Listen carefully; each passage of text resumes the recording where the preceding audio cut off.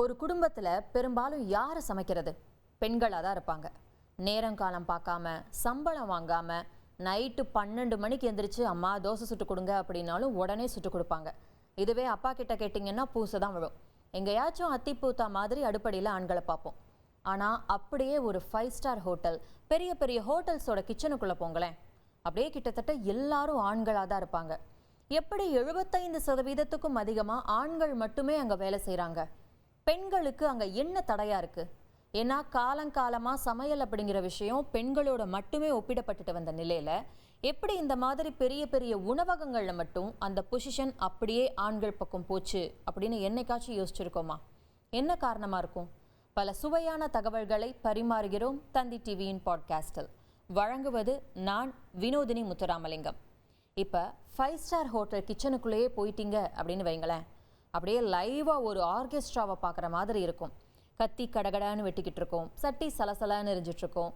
Chefs எல்லாம் ஆர்டர்ஸை லைனாக சொல்லிக்கிட்டே இருப்பாங்க கத்தி கத்தி. கொஞ்சம் நல்லா உத்து பாருங்க, ஒரு விஷயம் மட்டும் மிஸ் ஆகும். கிட்டத்தட்ட எல்லாரும் ஆண்களாக தான் இருப்பாங்க. அப்படியே பெண்கள் இருந்தாலும் கூட விரல் விட்டு எண்ணிடலாம், இல்லை எல்லாமையும் கூட இருக்கலாம். ஏன்னா ஹோட்டல் கிச்சன்ஸ் ரொம்ப ரொம்ப டஃப்பான விஷயமா பார்க்கப்படுது. ரொம்ப நேரம் வேலை பார்க்கணும், ஹெவி ஒர்க்காக இருக்கும், லேட் நைட் ஷிஃப்ட்லாம் கூட இருக்கும். பல ஆண்டுகளாக பெண்களால் இந்த வேலையெல்லாம் ஹேண்டில் பண்ண முடியாது அப்படின்னு சொல்லியே நம்பிட்டு இருந்தாங்க. ஃபேமிலிஸும் பெரும்பாலும் என்கரேஜ் பண்ணலை. ஆனால் இப்போ கொஞ்சம் கொஞ்சமாக நிலைமை மாறிட்டு வரதாகவும் சொல்லப்படுது. அதுவும் முன்னாடிலாம் ஒரு சமயத்தில் ஹோட்டல் கிச்சன்ஸ்குள்ளே போனாலே அது ஒரு வேற உலகம் மாதிரி இருக்குமா, பெண்கள் இல்லாத உலகம். அப்படி அந்த உலகத்தை ஆட்சி பண்ணிக்கிட்டு இருந்தது ஆண்கள் மட்டும்தானா. ஹோட்டல்ஸில் கிச்சன் ஒர்க் அப்படிங்கிறது ஆண்களுக்கானது அப்படின்னு எழுதப்படாத விதியாகவே இருந்துச்சா. அதுக்கு அவங்க சொன்ன லாஜிக்கை கேளுங்களேன். கனமான பாத்திரம், பயங்கரமான சூடு, ப்ரெஷர், இதையெல்லாம் ஆண்களால் மட்டும்தான் ஹேண்டில் பண்ண முடியும் அப்படிங்கிற ஒரு மனநிலை. ஷிஃப்ட் டைமிங்கும் சரியாக இருக்காது, நைட்டெல்லாம் லேட் ஆகும் அப்படிங்கிறதால வீட்டிலையும் பெண்களுக்கு பயங்கரமான கட்டுப்பாடுகள். திறமை ஆர்வத்துக்கு பாலினம் தெரியாது அப்படிங்கிறத எல்லாரும் மறந்துட்டாங்க. ஆனால் கரிமா அரோரா அப்படிங்கிற புகழ்பெற்ற இந்திய சமையல் நிபுணர் இந்த தடைகள் எல்லாத்தையும் பிரேக் பண்ணாங்க. வரலாறு படைச்ச ஒரு இந்திய பெண்மணி. 38 வயசு தான் ஆகுது. சமையல் துறைக்கு போகிறதுக்கு முன்னாடி பத்திரிகை துறையிலும் இருந்திருக்காங்க. பிறப்பால ஒரு பஞ்சாபி. மிஷலின் ஸ்டார்னு சொல்லுவாங்க. இது உணவு உலகத்தோட ஒரு ஆஸ்கர் விருது மாதிரி. இந்த விருதை வாங்கின முதல் இந்திய பெண்மணி அப்படிங்கிற சாதனையை படைச்சவங்க தான் கரிமா அரோரா. ரிட்டு டல்மியா, மனிஷா பேசன், அம்னிந்தர் சாந்து போன்ற பெண் சமையல் கலைஞர்களும் துணிச்சலோட ஆண்கள் மட்டுமே ஆண்டுட்டு இருக்க இந்த துறையில சைலண்டாக சாதிச்சுக்கிட்டு இருக்காங்க. ஆனால் ஆண் ஷெஃப்ஸோட கம்பேர் பண்ணுறப்போ இந்த எண்ணிக்கை வெறும் சொற்பம் தான் அப்படின்னு பார்க்கப்படுது. இந்த துறையில் பெண்கள் ஆண்களை போலவே அதிக திறமையோடு இருக்கலாம், ஏன் அவங்கள விட திறமையானவங்களாக கூட இருக்கலாம். ஆனால் இந்த சிஸ்டம் அவங்களுக்கு ஏற்ற மாதிரி உருவாக்கப்படலை அப்படிங்கிறது தான் உண்மை.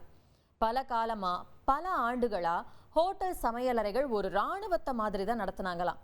பயங்கர கண்டிப்போட, கடினமாக, எந்த விதமான எக்ஸ்கியூஸும் இல்லாமல் ஆர்மியில் மாதிரியே எவ்வளோ சத்தமாக உங்கள் குரல் கேட்குதோ அவ்வளோ பவர்ஃபுல்லாக நீங்கள் தெரிவிங்க, எவ்வளோ நேரம் நீங்கள் வேலை பார்க்குறீங்களோ அவ்வளோ மரியாதை கிடைக்கும் அப்படின்னு சொல்லப்படுது.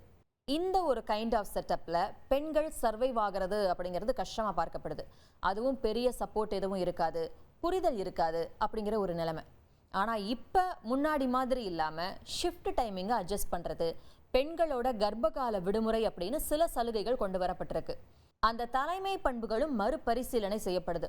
ரொம்ப டஃப்பாக இருக்கிறதோட மட்டும் இல்லாமல் படைப்பாற்றல், கனிவு இதெல்லாம் கூட இதில் முக்கியம் அப்படிங்கிற ஒரு மனநிலையும் இப்போ அதிகரிச்சுட்டே இருக்கிறத பார்க்க முடியுது. ஒரு பெரிய செஃப் ஆகணும் அப்படின்னு கனவு காணக்கூடிய ஒவ்வொரு பெண்ணுக்கு பின்னாலையும் ஒரு அமைதியான போராட்டம் நடந்துகிட்டு இருக்கும். கிச்சனில் இல்லை, வீட்டில். பெண்கள் பெரிய பெரிய செஃப்பாக ஜொலிக்க முடியாததுக்கு முக்கிய காரணங்களில் ஒன்று பெற்றோர்களோட பயம் அப்படிங்கிறத மறுக்க முடியாது. வீட்டில் சமைக்கிறேன் அப்படிங்கிறப்போ சந்தோஷப்படக்கூடிய பெற்றோர்கள் நான் ஒரு சமையல்காரராக போகிறேன் அப்படின்னு சொல்கிறப்போ பயப்படுறாங்க. அது சேஃப்டியாக இருக்குமா, அப்படி இப்படின்னு ஏகப்பட்ட கேள்விகள் அவங்க மைண்டுக்குள்ளே ஓடிக்கிட்டே இருக்கும். ரொம்ப ரொம்ப திறமையான பல பெண்கள் அதனால தான் இந்த துறையை விட்டுட்டு வேறு துறைகளை தேர்ந்தெடுக்கிறாங்க. பேக்கரி போன்ற பிற செக்ஷன்ஸை அவங்க செலக்ட் பண்ணுறாங்க. எப்படி இதில் ஒரு மிகப்பெரிய மாற்றத்தை கொண்டு வர முடியும் அப்படின்னா, அந்த மாற்றம் வீட்டில் இருந்து தான் தொடங்கணும். பெற்றோர்கள் தங்களோட பெண் பிள்ளைகளை பலவீனமானவங்களா பார்க்கக்கூடாது. அப்பதான் சமையலறைக்குள்ள ஒரு உண்மையான புரட்சி பிறக்கும் அப்படின்னு சொல்றாங்க. இன்னொரு விஷயம் என்ன சொல்றாங்கன்னா, செஃப் ஆகிறது அப்படிங்கிறது திறமையை பத்தினது மட்டும் இல்லை. ஏன்னா பெண்கள் எப்பவுமே சமைக்கிறவங்க, குடும்பத்துக்காக, அன்புக்காக, பிடிச்சவங்களுக்காக, அக்கறையோட. ஆனா இது வாய்ப்பை பத்தினது. யோசிச்சு பாருங்க, பெண்கள் பல நூற்றாண்டுகளா உலகத்துக்கே சோறு போட்டுக்கிட்டு இருக்காங்க.